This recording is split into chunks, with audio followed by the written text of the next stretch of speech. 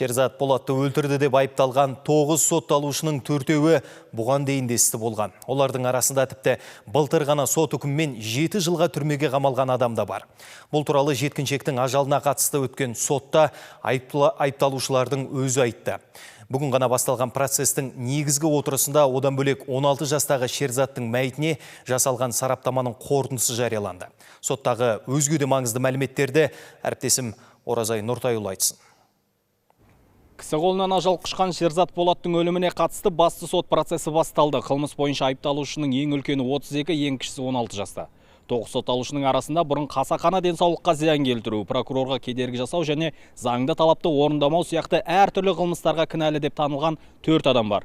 Оның екеуі жазасын өтесе, ал екеуінің жазаны өтеу мерзімі жеткіншек ажал құшқан сәтте аяқталмағанда екен.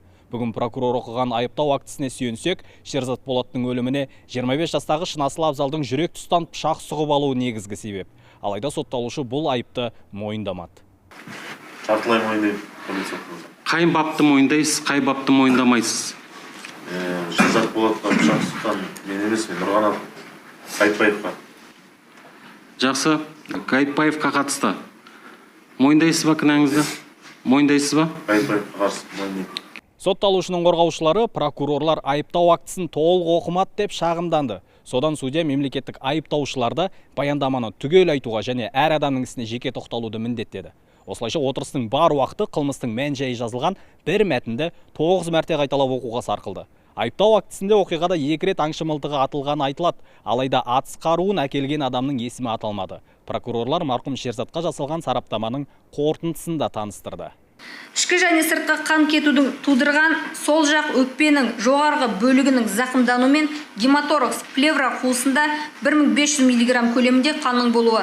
Сол жақтағы кеуде қуысына еніп, шаншылып кесілген, бұл өмірге қауіп төндіретін және жәбірленушінің өлімімен тікелей себептік байланыста болатын денсаулыққа ауыр зиян келтірді. Не үшін заң алдында жауап беретінін 9 рет естіген 9 сотталушы айыпты толық мойындамады. Кейбірі мүлдем келіспейтінін жеткізді. Сотта Шерзаттың анасы мен әжесі және әкесі Қаржаубай, сондай-ақ оқиғада зардап шеккен тағы бір жеткіншек жәбірленуші деп танылған.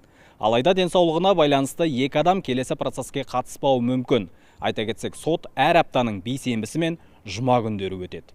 Оразай Нұртайұлы, Думан Сүлейменов, Информбюро, Жетісу облысы.